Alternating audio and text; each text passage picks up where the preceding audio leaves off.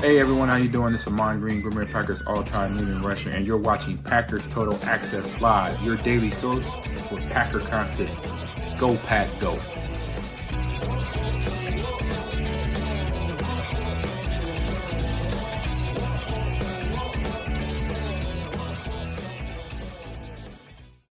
What's up, guys? Welcome into Packers Total Access. My name is Clayton. You can check us out on packernet.com. Find me on Twitter at Packers_access. Joined alongside Emilio in Tennessee. We got Jacob in Wisconsin. He's over there being immature tonight like he always is. So we'll just leave it at that. Jacob, can we be professional for one night, sir? Just one. Seriously. Yes. Yep. We're going to do it. We're it's great to be here, you guys, live. We're going to talk football, nothing but football. I'm here. I'm happy. It was a great day with weather today, wasn't it, Clayton? Back to you. Actually, it wasn't, man. Y'all got some storms rolling through Wisconsin, right? Yeah, in all seriousness, we had a tornado touchdown. So blessings to everyone in New Richmond that didn't get hurt by it. Stay safe out there, for sure. Yeah. Emilio, sir. Unbelievable. I didn't expect Jacob to start us off with a tornado touchdown. But, yeah, no, we just had overcast here and got through the week, the long week. Yes, it was. It was a very long week, Emilio. So, as you guys are probably aware, we're in the mid-80s down here in Tennessee, and it is muggy outside. And anybody who's in landscaping, let me tell you, this week was not a good week. We just you just hold on tight. Once you get rained out Monday, it's all right, boys. We ain't seeing our family the rest of the week. Let's just hang on here, okay? So that's the way it works. But shout out to everybody in the chat. Appreciate it, y'all, making us a part of your evening here as we get set to talk a little Packers. Listen, we're pretty deep into the offseason. We're going to try to hit on, top news, things like that kind of, I don't know, kind of stay in that vein of, all right, is anything breaking loose in terms of the roster, in terms of all these storylines? We got 4 or 5 storylines going on with specific players. We'll talk a little bit about Jayden Reed tonight. We got, I don't want to say an update, but Matt LaFleur actually spoke on the situation, which I think is huge. We'll also talk a little 2026 salary cap. And the reason we're doing that right now, guys, as we've said all along, call it Packers Total Access, because we want to try to bring you what's the team looking at right now? What's the team thinking about? And the next step in Goody's process, I guarantee you, is, all right, who are we extending? What deals can we get done by the end of training camp? Do we want to get any deals done? And how's that going to affect our roster next year as you look forward to who's got an inflated cap number and who may or may not get cut? And then what we'll do is take one step further, take a quick glance at the 2026 consensus board in terms of the draft and go, okay, how's the first round look as it sits right now? That's what Goody and them are already scouting. They're already on this. So anybody goes, I don't want to hear about the draft. We're not going to spend a whole lot of time on it, but we're going to stay in tune with what are they looking at currently. We'll hit that. We'll also talk about a significant rule change that may be coming to the NFL. Before we dive into it, I like to open the floor up. I know I already asked Emilio. He doesn't really have anything. Maybe he wants to hit on what we had talked about earlier. I don't know. But Jacob, do you have anything you want to touch on here before we dive into some of the info I've got teed up, man? I think I saw it. What do you think about the Brock Purdy contract? Everybody kind of scoffed when Jordan Love was up to get his contract, saying that's way overpay.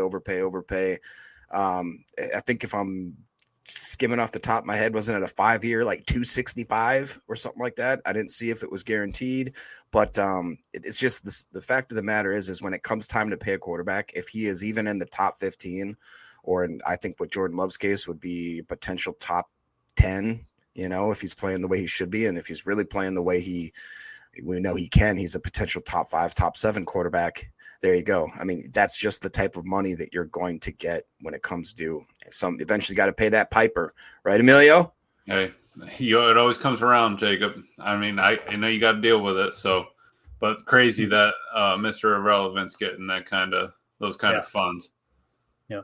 And it's why, like Ron Wolf always had a rule that you take a swing on quarterback every single year in the draft. Doesn't matter what round, you just commit to we're drafting at least one quarterback. Right. Because if you're willing to draft one in the first 7, in the 7 rounds of the draft, you probably got a pretty decent grade on them. You probably think they have a good opportunity to play at the next level. Maybe not starting as a superstar out of the gate, maybe be a developmental quarterback in the 6th or 7th round like Brock Purdy, but this is why you do that. And again, Kyle Shanahan comes from that West Coast offense tree from his dad. All that was embedded within the organizational aspect that Ron Wolf kind of came up through. Quarterback is that valuable. That's why we said in this year's draft, I'm not going to be surprised if they take a quarterback if the board falls just right, because it's that valuable. And here in this case, if they had not taken Brock Purdy, whether you think he's worth the money or not, if they had not drafted Brock Purdy, look at what happened with Trey Lance. He was supposed to be the golden goose, and it was a bust. Now they've got what they believe is their franchise quarterback because they took a swing on the very last pick of the draft. It's why we say, Emilio, every single year there's 2 drafts. There's a quarterback draft and there's the NFL draft. Yep. This is why people take the quarterback for sure. That's why they traded back into the first round to pick up Jackson Dart, right? Get him on a 5th-year option. You have quarterback of, you think, the future, and you kind of go from there. Yeah. Yeah. All right. Anything else on that, Jacob? We good there, Bubba? No, I just think real quick, it's not quite the same topic, but how valuable now do you think Malik Willis is to this franchise? And are we willing to – I've asked the question many times, but when do we decide if we're going to try to lock him down to be like a consistent at least 2 to 3 year backup? And what would you feel comfortable paying him? Because you look at that type of money, Malik's got to start thinking, hey, if I get a chance and a team starts calling, or do I play it safe and, you know what I mean, actually get some guaranteed money for the next few years? What would your thoughts be on that? Yeah, if you're asking me what I would do, the number I'm coming up with is, $3 to $5 million per. He's not going to sign that without hitting free agency, and he may go, and the market might not be there for him, right? But I will say this: if we go off precedent, whether it's Brian Gutekunst or Ted Thompson, to the best of my knowledge, neither of those general managers, Emilio, have ever paid more than a minimum contract for a backup quarterback. Think, when did they extend a backup quarterback? When did they sign a backup quarterback in free agency that has had a significant amount of money? And by significant, I don't even mean 10 million plus. I mean like 3 to 5 million, right? It seems like their whole goal is stick with it, try to draft one every year, every other year, and mold them into something. You know what I mean? Yeah, and I think you just try to get talent in there. If it works for your team, perfect. If not, you got to go and move on to the next one. I think that's kind of what happened last year. Michael Pratt brought this whole stream down because of him, and he had to go because of it. No way we're going to sit around letting Michael Pratt be here and we just get demonetized. Okay, so I think that's why you go out and get the Canadian. You bring him in, see how it goes, see what happens. And then if it doesn't happen with him this year, all right, perfect. We move on to the next one. In the background, you still have Sean Clifford. But, yeah, Malik is really the question mark. Is it going to be Malik and Rashid that are on their way out and we get comp picks for them? Or is it going to be something that, hey, we want to pay maybe one of them? I don't think we pay both of them. But it's definitely a question we have to consider. But all that money's on Jordan Love right now. That's where our focus is. Mm-hmm. All right. You good, Jacob? Yeah, just real quick, let's do a shout out. Happy birthday to Stacy Mitchell. She says that she took the week off because it's her birthday, and she thinks that she deserves to drink today. I think you do too, Stacy. I think so. That's a power move, taking a week off for the birthday. That is a power move. You're right. Absolutely. Nice.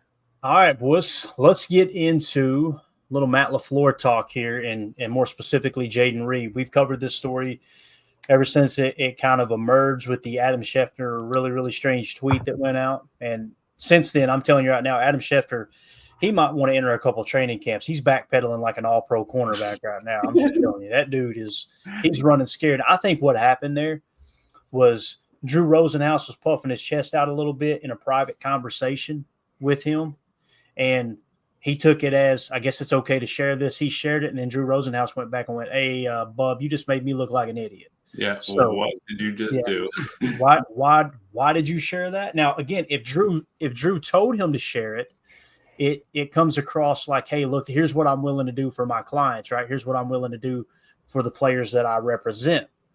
However, a good agent, Jacob, they're going to look at that and go, how's that make my client look? How does that make my player look? Because it really did backfire.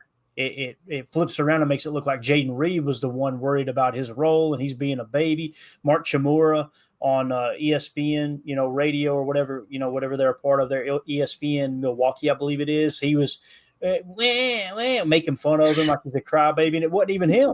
Like it was literally his agent, trying to do too much, I guess you could say. So, any thoughts on that before we play Matt LaFleur's response to this, who was on Unbuttoned, Chris Sims Unbuttoned. I think it was earlier today or maybe yesterday. Anything you guys want to add to that? Yeah. I'll just say I've hated the media for so long, for so many different ways. And Really? The sports media specifically is something that really let me down, because I remember watching ESPN and other things like that back in the early 2000s, late 90s, even, when it was just really sports. And it was, you had your guys that were the beat breakers and the guys that broke the stories, and that was kind of where it was. It was on ESPN from maybe 5 to 6, and then they played it 1,000 times over. But I feel like the media now, they're trying to become as much having as much highlights as the athletes, and they want to have their name. They want to break every story. They want to be talked about. They want to have the interviews. They want to wear the nice suits. They want to be on the panel, answering questions during draft day. I feel like that, and we love it. We feed into it. So I'm guilty as anyone else. It really does kind of disgust me when you see a guy that prides himself on being, the top of the league kind of guy. And he kind of dragged Jayden Reed through the dirt. Even if it was unintentional, you have to look at yourself and be like, my job is to just basically report hard news. And I guess I shouldn't say that, because his news is his whole job is to report rumors and to kind of feed it in and get clickbait stuff. But it really did. It screwed Jayden Reed over. And it specifically makes me mad because he made me doubt Jayden Reed's leadership. You know what I mean? Because it was such out of left field. I'm like, Jayden Reed's doing this? And it was so out of character. And now I realize that it's just media gonna media. So that's all I'll say about that, because I'm gonna get myself in trouble. Chris in the chat says Chris Sims is trash, not a fan. Whether you think he's trash or not, I when you say trash, like, it seems a little strong, Chris, I ain't gonna lie. But I'm not a fan from a sense of I don't listen to his podcast. I can't stand it. It doesn't mean it's not good content. It just means it's not for me, right? I want something that's more analytical, more, hey, here's behind the scenes, here's what's going on, here's the real story. And when he partners up with Mike Florio on Pro Football Talk, it sounds like a couple girls gossiping. It really does. Hey, to be fair, Chris, the usual, and before you even said that, retyped it and said Chris Sims is brash, not a fan. So he mistyped trash. Yeah. Well, some would say he's trash. But I'll say this: he played quarterback in the NFL, right? His dad was one of the all-time great quarterbacks in New York Giants history, Super Bowl winner, played under Parcells. I do have a certain level of respect for people like that, even though I don't like his content. You know what I mean? So anyway, let's play the clip here real quick. Let's get us a screen grab up. Let's go with this one right here. I think it's pretty fitting. Here is what Matt LaFleur had to say on Chris Sims Unbuttoned. I think it was either, like I said, earlier today or maybe yesterday, on the Jayden Reed situation. Here we go. So you draft 2 receivers and you go, hey, our team's going to be better. But almost instantly you have a receiver on your team and Jayden Reed, who I love and I know you love too, but is like, hey, what's this mean for me? Am I getting pushed to the side? How do you deal with some of that and those conversations and player management, altogether? Well, I got to say that the first time I saw that, it was a surprise to me because he never once said a word to me. So that's all I can really speak on. But certainly you have communication with all our guys. And I tell them all the time, it's about the collection of that whole room and what you're going to bring to the table. And he's a guy he's had 2 years of a lot of production for us. So just my encouragement to him is continue to lead that room, because he's done a great job of that. And he's one of the guys out there. He's out there the other day at practice or when we're doing some of our drills, and he's coaching up Matthew Golden. So he's a guy I don't worry about. He's going to go out there. He's going to compete. He's going to compete at a high level, and he's going to bring up everybody around him as well. So there you go. Obviously a big nothing burger. Just put together a real quick article. Say Green Bay Packers head coach Matt LaFleur recently joined Chris Sims Unbuttoned and discussed the rumors surrounding Jayden Reed's agent Drew Rosenhaus meeting with GM Brian Gutekunst about Reed's status as their top receiver. Quote, I got to say, the first time I saw that, it was a surprise to me because he never once said a word to me. Went on to say he's coaching up Matthew Golden. He's a guy I don't have to worry about. This is a big nothing story. And again, I love how Ryan broke it down on Packernet podcast. If you guys haven't heard that, he's like, now you hear you hear Adam Schefter talking like that. Guys, this is being blown way out of proportion. Yeah. You didn't say that the first 48 hours there, Hoscat. You weren't saying that at the job. You know what I mean? I mean, you were talking game over there. I get that, Adam. Yeah. Jacob, thoughts? Yeah, I mean, I don't want to get into it again. I specifically loved listening to Ryan just kind of give his little – he's so good at when he plays the clips and just he has these little tiny – his 1 second interjections where he lets Schefter say, I really don't understand why it was such a big deal. Then why did you do it? And right. Why'd you tweet it? That subtle knife in the side. You know what I mean? I think he does a great job of just kind of, highlighting, dude, you clearly started a fire and then you were the guy that backed up and you're like, whoa. Anybody got any water? No? Right. Okay. Exactly. You guys started a fire? I feel like that's exactly what we saw there. So it is what it is. The guy made a mistake. To be honest, I used to not be able to stand Schefter, and then he started growing on me. And lately, I just feel like he's getting a little too full of himself, sniffing his own, what's. So it is what it is. Yeah, like Matt said, I didn't expect it to be Jayden Reed. I think it was DJ or Buck. One of them was talking about the Trey Hendrickson thing, and you had the coach text Trey saying, "Hey, you're going to be cool if you miss practice. We're going to be cool, no problem." They're like, "Why are you even bringing the coach into it? If it's a contract talk, if we're talking about all that stuff, you don't even need to involve the coach because we want to try to keep that separate. That's why you have a GM." So I do think that it really did take Matt by surprise. I don't think he's lying there. I think that why would, every time I talk to Jayden Reed, he loves the offense. He loves being, doing X, Y, and Z for this team. And I think that that's going to keep going. So I'm not really, worried about where it's heading right now. Right. And the big thing that sticks out to me is it sounds like he hired Drew Rosenhaus as his new agent. And Drew Rosenhaus immediately wanted to meet with Brian Gutekunst. That's all this was like, hey, just wanted to say, I'm representing Jayden Reed right now. I'm here if you need to talk, blah, blah, blah. What do we see for him? What's the future with him with the team? Right. That's probably all it was. And I guarantee you, Goody said, we love him, man. He's led our team in receiving the last 2 years.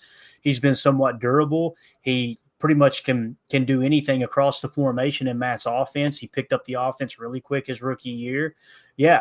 And then Drew Rosenhaus goes back and tells Adam Schefter and says, I actually talked to Brian Gutekunst earlier today, just called him, just sat down on behalf of Jayden and just wanted to reassure his position with the team. But it's how Schefter tweeted it out that made it sound like there was an issue there. So it's why you shouldn't jump to conclusions. And hopefully we covered it properly. Like never at any point were we going, Jayden Reed's a diva, Jayden Reed's this or that. It was just – for me, I don't have a problem with if Jayden did go to the team and said, hey, man, how's this affect me? I want to be the dude. Right. I want a guy that wants to be the dude. You know what I mean? So, even if Adam had just came out with like a little video clip, hey, it was just, he reached out to Goody just trying to figure out what's going on with Jayden Reed. That's all I heard. And he said that, hey, Reed's still number one. We're good. You can take it completely out of context just reading the text that he sent out or, the tweet in text form. Right. Blake B says Jayden Reed should have signed with Jerry Maguire instead. If you guys don't know, Drew Rosenhaus was actually – he helped on Jerry Maguire. He actually helped if I remember correctly, he was helping coach up Jay Moore. Jay Moore, I was going to say. And if you watch that movie, you can understand why some people don't like Drew. Right. Drew has calmed down a little bit as he's gotten older, too. He's gotten way more professional. As you guys know, we ran into him at the restaurant that we ate at in Green Bay on Wednesday night when we were there for the draft. And sure enough, Javon Bullard walks in, sits at the table with him. I immediately fired up the old Goog. So let's get it. I'll be darned. He's Bullard's agent. This sucks.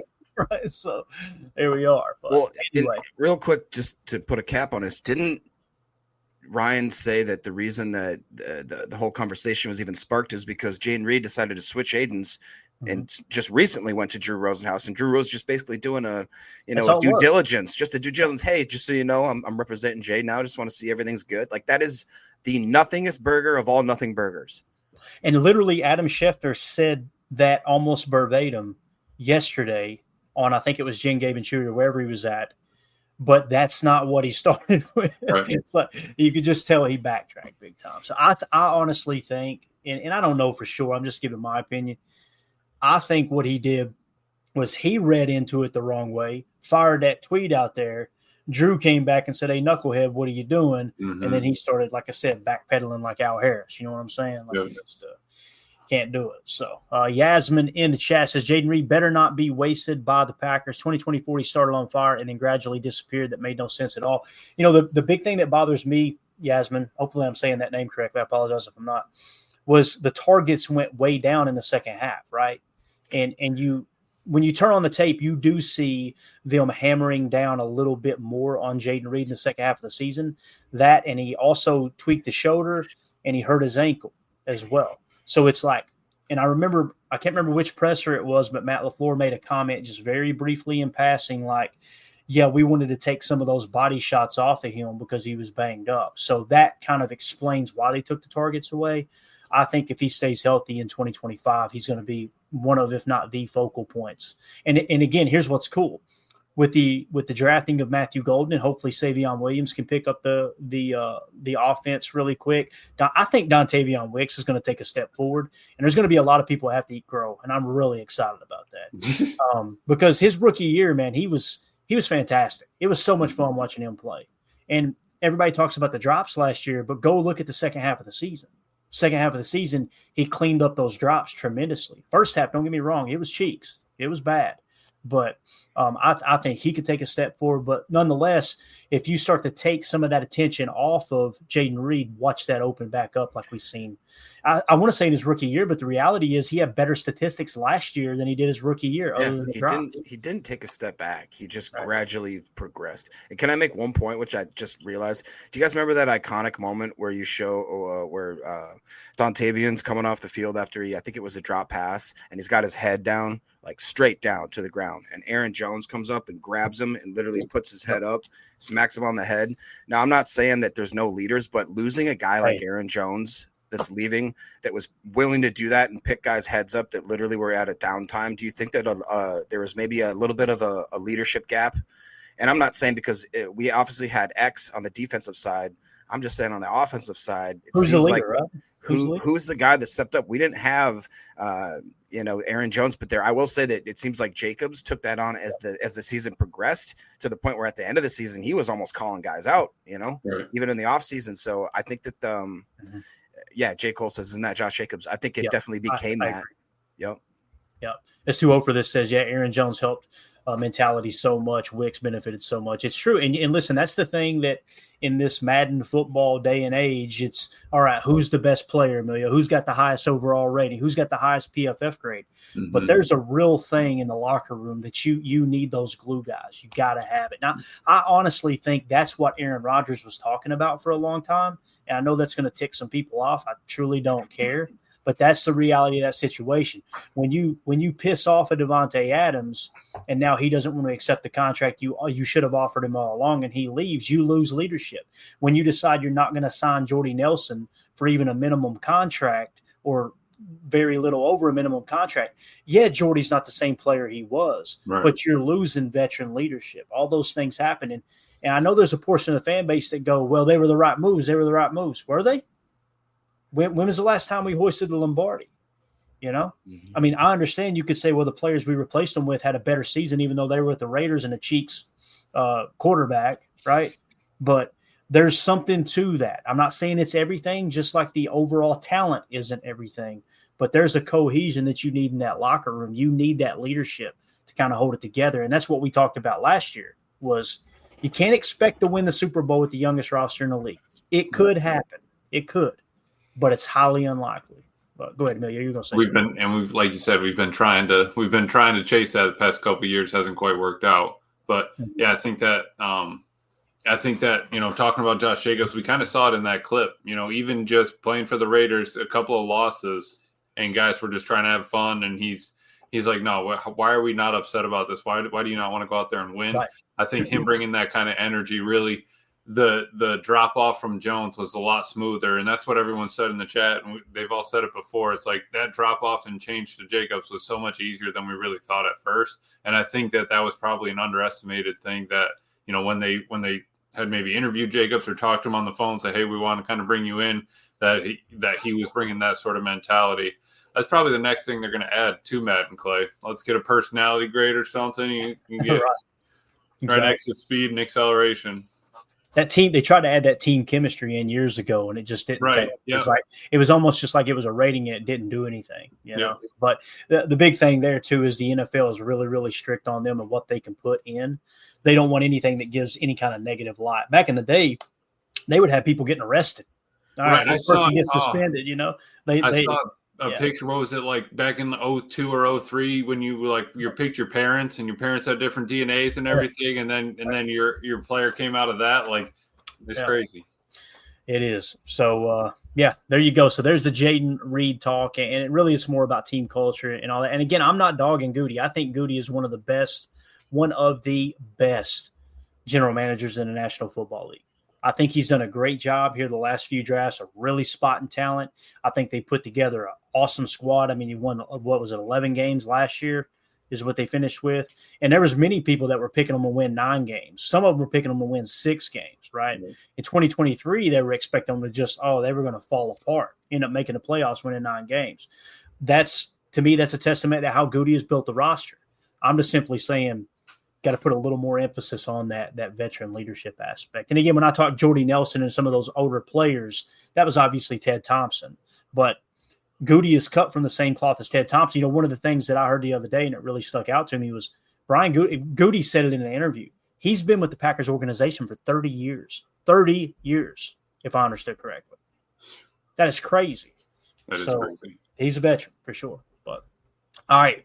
So there you go. There's that talk. I want to hit a couple of comments that we highlighted here. We got the Mac and Cheese podcast in the house. Shout out to Mary. Appreciate you swinging through. So we have formed a partnership with My Autism Connection. Okay, if you guys aren't familiar, it's just building hope, community, and independence for autistic adults. All right, their vision is to create inclusive communities where autistic adults are self-reliant and successful, engage in meaningful connections, living their best lives. So here's what we've done, okay? And I was going to wait till June to roll this out, but we're going to go ahead and roll it out right now. If you go to my Twitter page, I'm going to keep it pinned until the end of June, and when we get into July 1st, we're giving away an autographed Dorsey Levens jersey, okay? Now, there's a link on that tweet that's attached there, and it's actually the link is it's kind of a unique link. They use a system called GiveButter. So it's givebutter.com/KRPSJ5. It's easier. Just go to my Twitter account @Packers_access. I'm also going to try to provide the link in our video description as well. So you click on that link and any amount you want to donate, okay? When you make a donation, that's going to enter you into the contest, the same as we do with our Patreon giveaways. We're going to put everybody's name on there, okay, that donate in this time frame. And we're going to put it on the wheel and spin it and give away an autographed Dorsey Levens jersey. And I see Bates already, being the man he is, made a big donation here. Thank you, Bates. What you want to do is put your name in. And I know, listen, there's going to be some people who go, I don't need the jersey. I just want to donate to a good cause. We greatly appreciate that. If you would rather stay anonymous, that's cool. But if you put your name in there and put PTA next to it, that's going to be the only way we can add you into the giveaway. Okay, so I would really, really, really appreciate it if you would put some kind of name in there and PTA next to it. That way we can, give what we're donating to the cause there as well. And I'm going to make a donation as well. Mandy and I are in the name of PTA. So it's a great cause. Make sure you check it out. And we've got, I know I'm going to screw the name up. What would you say? Tay Steampunk 93, My Autism Connection member here. Thanks for the awesome shout out. Friend of Mac and Cheese podcast. I appreciate y'all swinging through and thank y'all for raising awareness. I think it's absolutely awesome. So Chris was asking where you could check it out. I imagine anywhere you can get podcasts and just search for Mac and Cheese podcast. And you can also go find her on Twitter. Matter of fact, I could probably give you really, really quick the actual handle here. That way I can steer everybody. Make sure you go give Mary a follow. Her Twitter handle is @Mary90118710. So if you type in @Mary9011, that should pull it up. Okay, so 9011 should pull that up. Go give them a follow and follow their podcast. It's awesome stuff. So just good people, good. Absolutely, people. Got to meet them at the draft. Yeah, great time. Definitely. All right. Let's move it along here, and let's get to the next topic, which is I wanted to hit the salary cap for 2026 real quick, if that's all right with you guys, and just kind of take a glance ahead at some of these high cap hits that are coming up for the 2026 season. People are going, Clayton, it's 2025. Why do I care about 2026? Because this is what's going to steer the roster in a specific direction. When you got these high cap hits, you're going to look at, okay, how do we get that cap number down? Or do we just move on from said player, right? So here are the highest cap hits as it sits right now for the 2026 active roster, okay? 36.1 million cap hit, Jordan Love, all right? Now, keep in mind, we just talked about quarterback contracts, right? And you see how Jordan Love's number on there was 55, right? There, 55 million. This is what we're talking about with allocation, all right? Last year, it was 26 or 27 million was his cap hit. Yep. I don't expect this cap hit to ever exceed 50 million, me personally. If it does, it's going to be 3 years down the road, and by then they'll probably adjust and have that cap number drop. Nonetheless, 36.1, he leads the way.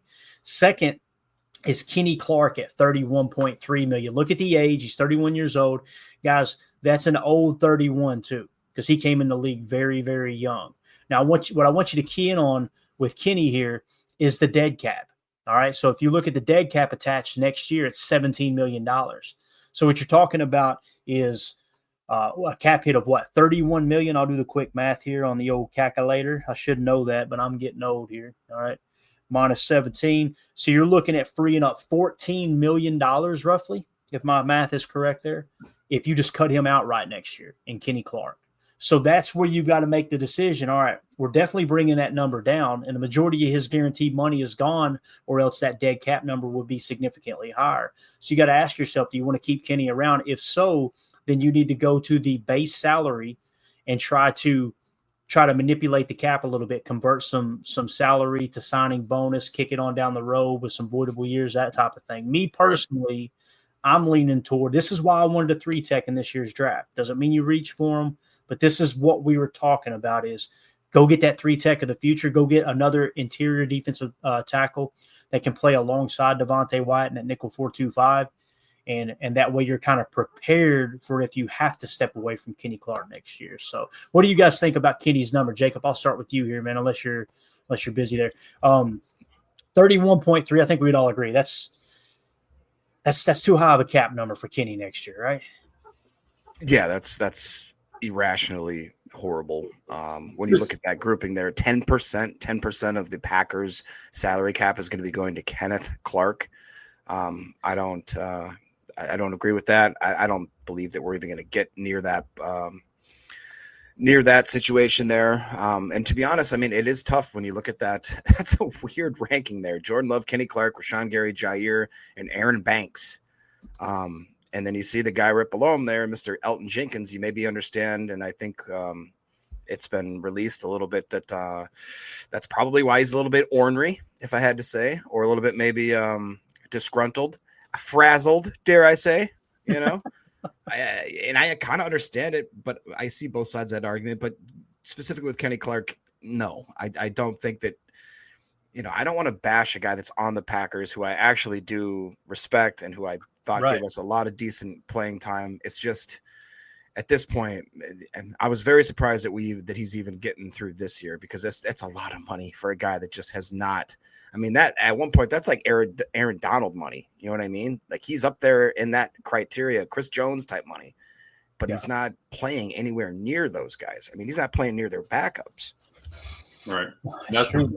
And that's it, right? I think Goody was trying to get ahead of the curve there when, when he got that extension, you try to jump ahead of it, get him before he hits 30, before he hits that plateau, whatever it is. He kind of hit it maybe a little bit sooner. We're asking him to do different things. But yeah, being 31 million, that's kind of tough. I love that there's only 2 people over 10%, instead of having 3, 4, 5 guys over 10% of the cap. That's really nice that it's only 2, and one of them being your star quarterback. But I think you reel that in a little bit. Everyone's kind of getting a fair cut of the pie, keeping them under there. And I think that's going to help us kind of grow in the future. But you think where Rashawn is, and even Ja's number might get reworked here. So we're looking at his 8% now, and that could even be further down. It's going to be crazy if it's, Jordan Love, Rashawn Gary, Aaron Banks. So I think Elton's going to probably come up to that 10%.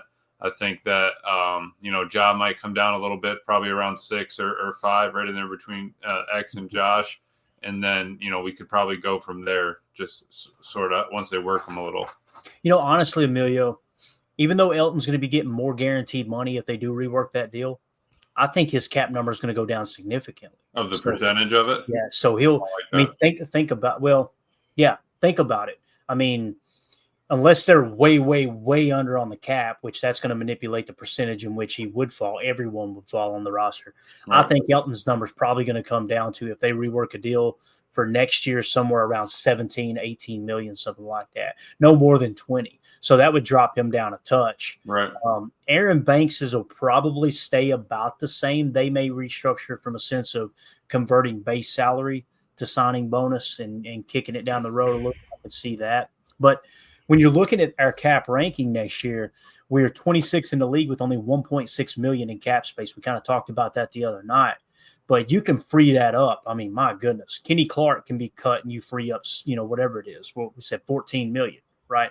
If Jair Alexander isn't here next year, and they may tear up this final year of the contract too, that could happen with the reworking of the deal, right? They could say, hey, let's make this year more incentive based. We'll knock next year's year off of it. That way you're free to move on. We'll just have kind of a one and done here this year. We part as friends type thing. So you see in many, many different scenarios where you can free up that cap space. Like Xavier McKinney, that cap hit a 19.1. They're not going to cut him, of course, but they'll probably do some kind of restructure, right, to where they can free up a little cap space there if they need to do that as well. So the other thing, too, is Devontae Wyatt's sitting at that 12.9, right?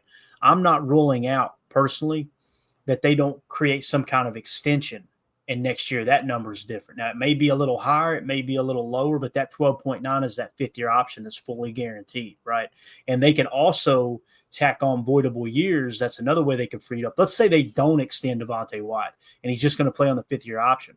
They can tack on 2 or 3 voidable years and spread that out over 3 years, and that reduces. You could probably free up $8 million in cap space if you wanted to right there. So when we talk about them having minimal cap space next year, it's not going, oh man, we got to cut a bunch of players, we're in trouble. No, there's time to free that money up and be very creative. Russ Ball to be creative and free up that cap space. So now the question is, though, do you want some of these guys on your roster? And I see in the chat, I think everybody would pretty much agree. I haven't seen anybody in the chat say Kenny's worth the money, right? And I don't mean to be mean here, and I'm with Jacob. Like you're not going to find a better person. You're not going to find a better leader. He's a locker room leader. That's what, again, those glue guys. And I know Kenny has not played that well the last few years. You guys know I was very vocal. I did not want them to extend him, but we just got through having a conversation of lack of leadership on the team, right? And culture. That's true. So here we are again, right? I think that had more to do with that than it did necessarily his play on the field, although he did play hurt last year. And I think he was playing a lot of touch spy, trying to free up Devontae Wyatt to get one-on-one situations as well. So there's just a lot of factors that come into it, but just wanted to take kind of a glance ahead. And again, the one who caught the most seats probably Rashawn Gary. And, his cap hit next year jumps to $28 million. However, look at the dead cap. You could cut him and free up $11 million in cap space. You see what I'm saying? So the way that's loaded, I don't think they'll do that because Gary led the team in sacks. He led the team in pressures. He led the team in run stops in terms of the defensive line / edge defenders. So I would say there's a little restructure there as well. There's plenty of maneuvering that can take place here with the Caps. And the reason why everybody gets their contracts is because they obviously have to project. We're projecting with the draft on what they're going to be. They're projecting, hey, is this going to keep going? Are they going to keep getting better?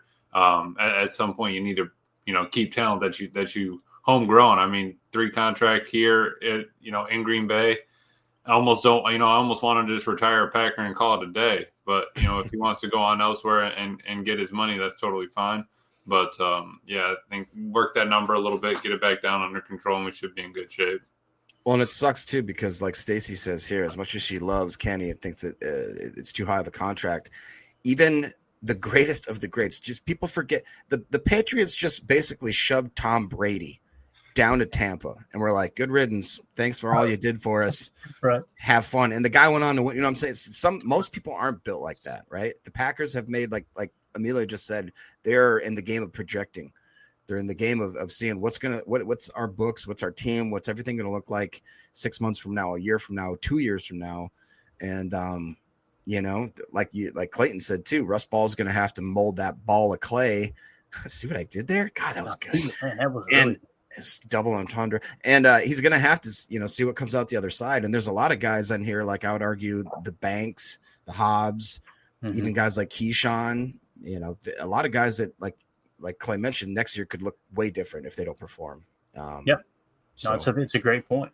Chris in the chat said Kenny is possibly a Packers Hall of Famer to me, but I still can't believe Goot did that massive deal. OMG.